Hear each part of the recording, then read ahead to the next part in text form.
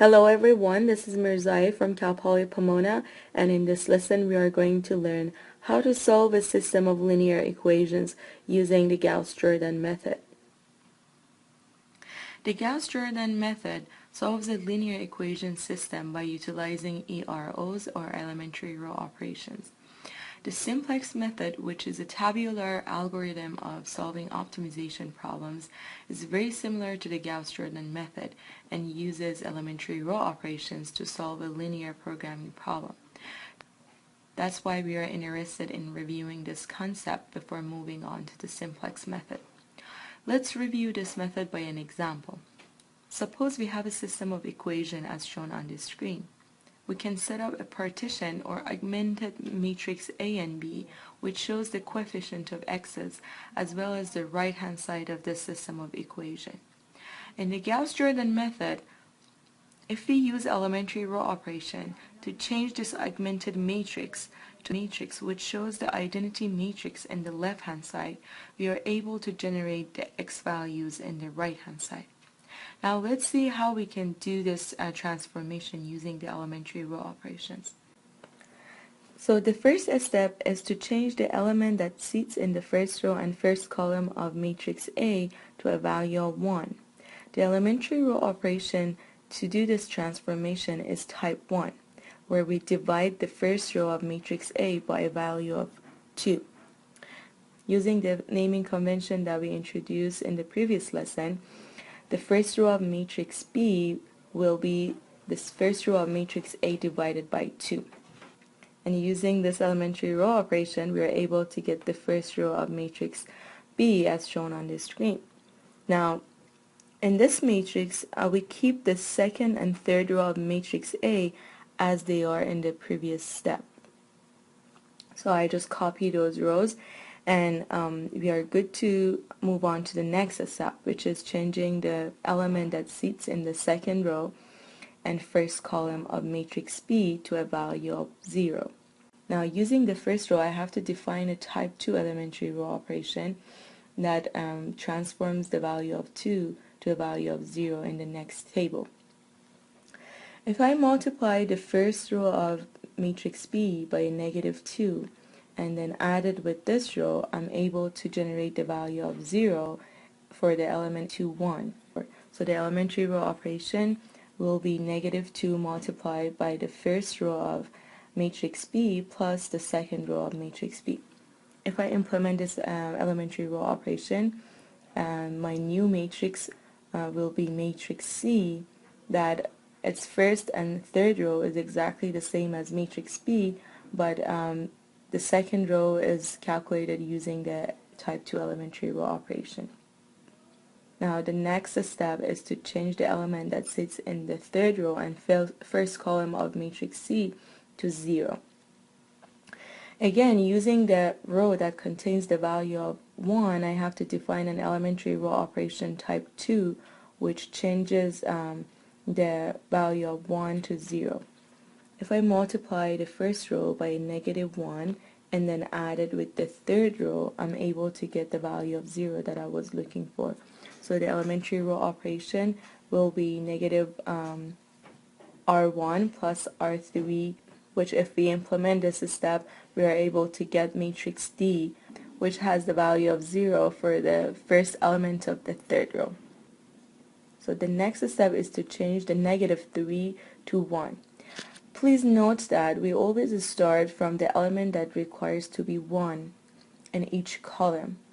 Here, using type 1 elementary row operation, we can transform the negative 3 to 1. If I divide this row by a negative 3, I'm able to generate a matrix that has a value of 1 for the element 2, 2. The next step is to change the element that sits in the first row and the second column of matrix A to 0.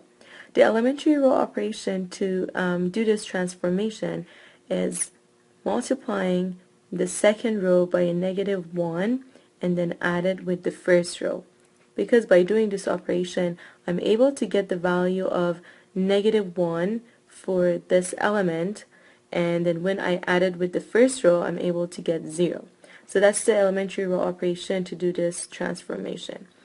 at the same time, we can think about the elementary row operation for the third row. So I'm going to write the elementary row operation for the first row.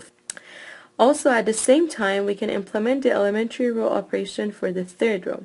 If I multiply the second row by 2 and then add it with the third row, I'm able to get 0 for the element that sits here in the next table. So let's write the elementary row operation for this row as well. So 2 multiplied by R2 in the matrix E plus R3 in matrix E is going to give me the new vector for the third row that has the element of 0. By implementing these two steps, I get the new matrix, which we call it matrix F.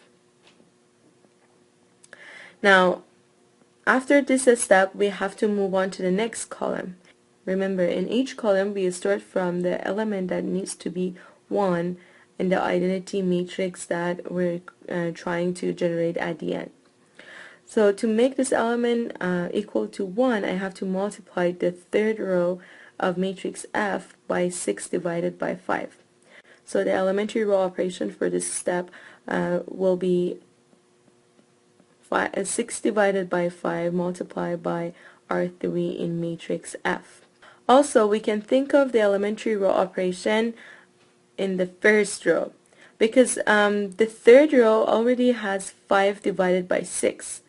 And if we multiply this row by a -1 and then add it with the first row, we are able to generate the value of 0 for the element that sits in the first row and the third column of matrix F. So I'm going to write the elementary row operation for this row as well and implement the two elementary row operations at the same time. So the new first row will be -R3 in matrix F plus the first row in matrix F. Now if I implement these two steps, I'm able to first get the first now if I implement these two steps, I'm able to generate a matrix that gives me the value of 1 for the element that sits in the third row and third column of matrix G. In addition, if we implement the step for the first row, we're able to generate the value of 0 for element 1, 3. Now, we also can define the elementary row operation for the second row at the same step. So if I multiply this row by a value of 1 divided by 3 and add it with the second row here, I'm able to generate the value of 0 for this element here. Now let's write the elementary row operation, which is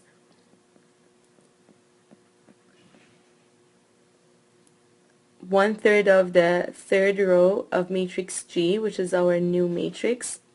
Matrix G is our new matrix, plus the second row of matrix F. And if I implement this step, I'm able to get the new second row in matrix G. As you see, we were able to generate the identity matrix in the left-hand side of matrix G. That's a sign that we have reached the final solution for our system of equations. Because according to the definition that we saw earlier, if we are able to generate an identity matrix in the left-hand side of the augmented matrix AB, we are able to generate the value of x's in the right-hand side of this matrix. Now, based on this definition, x1 is equal to 1, x2 is equal to 2, and x3 is equal to 3. In this section, we are going to review two special cases that might happen as we are solving a system of equations using the Gauss-Jordan method. The first special case is when there is no feasible solution for a system of equations. Suppose we have a system of equations as shown on this screen, and this is the initial augmented matrix for this problem. If we use elementary row operations for this matrix transformation, at some point we will get to this matrix where I have a value of 0 for element that sits in the second row and second column of this matrix.